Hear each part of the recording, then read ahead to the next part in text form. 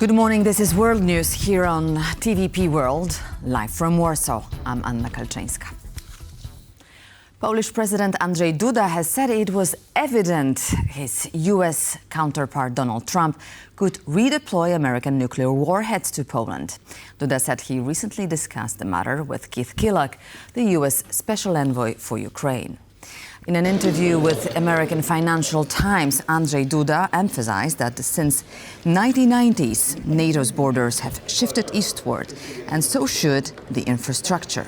The Polish president expressed his hope to revive a nuclear sharing project that he unsuccessfully proposed to Donald Trump's predecessor, Joe Biden, in 2022. Duda went on to say it was up to Trump to decide where to deploy US nuclear warheads. At the same time, the Polish president recalled Vladimir Putin's announcement that Russia would station nuclear weapon in the Kaliningrad region with borders Poland. Hosting foreign nuclear warheads is not new to Warsaw, as the country hosted parts of the Soviet nuclear arsenal during the Cold War. As Europe mulls how to shape its nuclear deterrence, Beijing is strengthening its own circle of nuclear allies.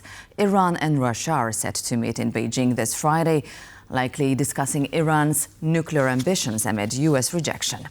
With joint military drills ongoing, the three nations are cementing a closer bond, a shift that's bound to worry the West. In a move stirring global attention, China will welcome envoys from Russia and Iran to Beijing. As tensions simmer worldwide, the trio is set to delve into several matters behind closed doors, nuclear concerns among them. China will hold the China-Russia-Iran-Beijing meeting on the Iranian nuclear issue on March 14th. Vice Foreign Minister Ma Zaghou will chair the meeting. Russian Deputy Foreign Minister Sergei Ryabakov and Iranian Deputy Foreign Minister Kazim Garib Abadi will come to Beijing to attend. The three parties will exchange views on the Iranian nuclear issue and other issues of common concern.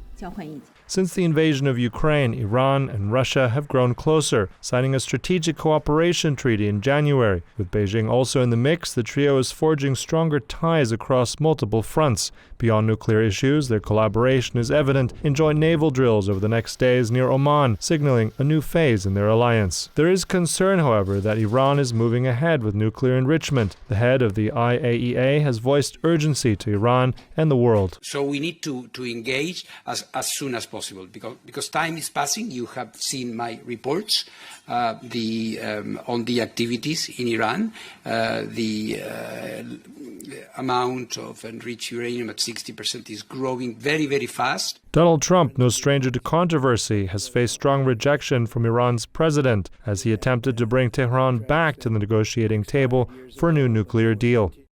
It is unacceptable for us that they give orders and make threats. I won't even negotiate with you. Do whatever the hell you want.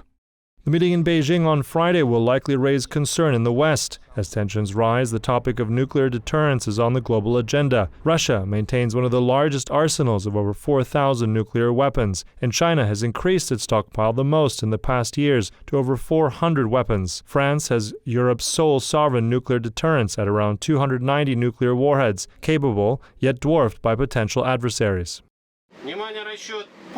As Europe scrambles to determine its own nuclear capabilities, President Macron has pitched France as an alternative to U.S. support. But in an op-ed for TVP World, experts warn of significant complications in such a plan.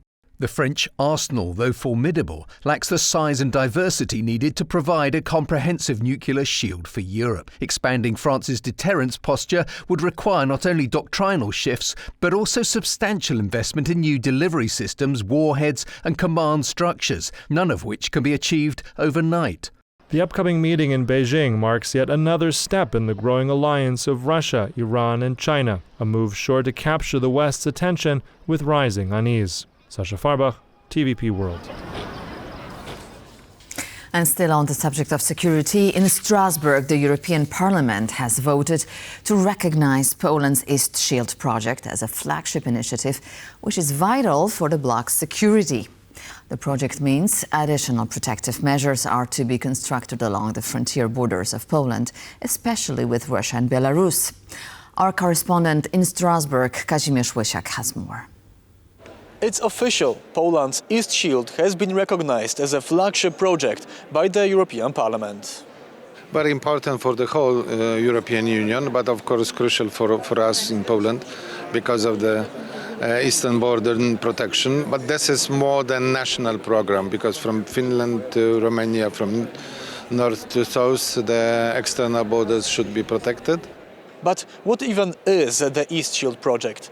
It's an initiative set up by Polish Prime Minister Donald Tusk, aimed at strengthening the borders of Poland with Russia and Belarus, with robust security measures like fences and surveillance systems. The project has widespread support in the European Union, but especially among the countries in the region.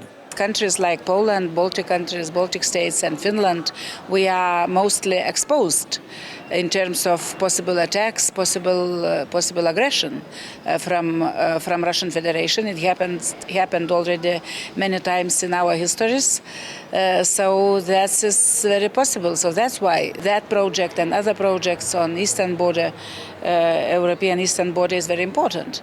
But before EU funds can be sent to Poland, the EU needs to adopt its white paper on defense. This is scheduled to be presented here next week by the President of the European Commission, Ursula von der Leyen. From Strasbourg, TVP World, Kazimierz Łysiak. US President Donald Trump has commented on the Kremlin's approach towards the proposed 30-day ceasefire in Ukraine, saying, quote, "A positive message means nothing." He added that while he could pressure Russia financially, he prefers not to, as he's focused on achieving peace. We had a great success yesterday. We have a full ceasefire if it kicks in. We have to see. It's up to Russia now. But we've had a good relationship with both parties, actually, and we'll see. We'll be knowing people are going to Russia right now as we speak. And hopefully we can get a ceasefire from Russia. And if we do, I think that would be 80% of the way to getting this horrible bloodbath finished. It's a bloodbath is taking place over there. We haven't spoken to him yet with substance, because we just found out and we just were able to get Ukraine to agree. So we're going to know very soon. I've gotten some positive messages, but a positive message means nothing. This is a very serious situation. This is a situation that could lead to World War III. And Biden should have never let it happen. We've gotten half of it as a ceasefire. And if we can get Russia to stop, then we have a full ceasefire. And I think it'll never go back to war. In a financial sense, yeah, we could do things very bad for Russia. It would be devastating for Russia. But I don't want to do that because I want to see peace. Trump is a tough negotiator, and the US will come down hard on Russia if Kremlin refuses or violates the proposed ceasefire deal. Diane Francis of the Atlantic Council told TVP World. She pointed out that Washington has already warned Russia that it's prepared to send more weapons to Ukraine. If Putin just turns it down, spurns it or fools around, or signs it and then breaks the deal, then he's going to get the wrath of Trump. I mean, this would be a huge loss of face for Trump, who's trying to make a deal between these two countries. And, you know, I think that there's no question in my mind that Trump is a tough guy. He will just come down hard. He will flood Ukraine with weaponry, and he will double or triple sanctions and really hammer home to Putin that he's got to stop this. While diplomatic talk continues, fighting on Ukrainian front lines rages on. After days of uncertainty, U.S. military support and intelligence sharing have been reinstated. But what effect has it on Ukrainian forces? Our Ukrainian correspondent Oz Katerji brings us details on the situation on the ground. While fighting is said to be still ongoing in the Ukrainian-occupied Kursk region of Russia, TVP World does understand that Ukrainian forces are conducting at least a partial withdrawal from parts of the Kursk Oblast that Ukrainian forces occupied in August 2024. The Russians have been putting sustained pressure on Ukrainian supply lines into Kursk, particularly around the town of Sudzha. For many weeks now, they used North Korean troops as reinforcements to try and bolster their offensive in the area. And we do understand that this has had a significant impact on the Ukrainian supply lines, and they have been forced into a retreat to avoid encirclement inside the Kursk region of Russia. Now, this was a political bargaining chip for the Ukrainians to use in any kind of negotiations with Russia. President Zelensky himself in a press conference on Wednesday acknowledged the difficulty the Ukrainian troops were in that area. Let's take a listen to what he had to say. Our troops in Kursk region are performing their tasks. Russians are trying to put maximum pressure on our troops. Military command is doing what it must. It is preserving lives of our soldiers. So this is definitely a significant setback for Ukraine, not just militarily, but politically. They were hoping to use the Kursk Oblast, the occupation there, as a negotiating chip in any future talks with Russia. If they are forced into a total withdrawal, which looks very possible, then they will consider that a setback in any potential negotiations with Russia. Oz Kataji reporting from Kyiv for TVP World. Dressed in military fatigues, Vladimir Putin paid a surprise visit to troops in Russia's Kursk region on Wednesday. Putin's visit to the contested area followed a message from Washington, D.C. asking him to consider a 30-day ceasefire proposal backed by Ukraine. Vladimir Putin's trip to Kursk region took place after Russia's military been ordered to continue its rapid advance and retake the rest of the area from Ukraine. Putin also alleged that foreign citizens fighting along Ukrainian forces captured in Kursk were not entitled to protections under the Geneva Convention. The Russian president instructed his troops to treat Ukrainians captured in Kursk as, quote, terrorists.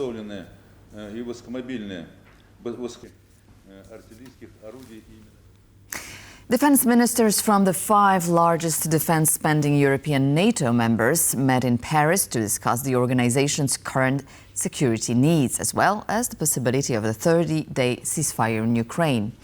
British Defense Secretary John Healey also said that UK will spend £4.5 billion in military aid to Ukraine only this year. We welcome with hope the decisions that are coming out of Saudi Arabia from the US-Ukraine talks, and today, unlike 2 weeks ago, we can clearly say that transatlantic relations and support for Ukraine are again uniting both the North Atlantic Alliance and Western civilization. This support for Ukraine is back, I can tell you that. This morning I spoke to officers at Rzeszów-Jasionka Airport, at Polog Hub, the place where we have been transferring equipment and humanitarian and military aid to the fighting Ukraine since the second day of the war. This is a very good decision. There is a proposal on the table. It was drafted by Ukraine and the US. It's a good first step, as it will be a 30-day ceasefire. We welcome this proposal. Having a month-long truce can be very useful, but only if we make the best use of this period. Our chiefs of defense will be working on some plans in the framework of this ceasefire. Now, it's up to Vladimir Putin to be willing, as he's always claimed to be, to reach a ceasefire. We know our responsibility. We know we must step up on Ukraine, on defense spending, on European security, and on all fronts. We are, and we will further. And on stepping up on Ukraine, the focus for the majority of our discussions together today. This year, the UK will spend £4.5 billion in military aid to Ukraine, the highest level ever. The UK and France are jointly leading work on plans to drive the push for peace and drive the arrangements for security guarantees for Ukraine.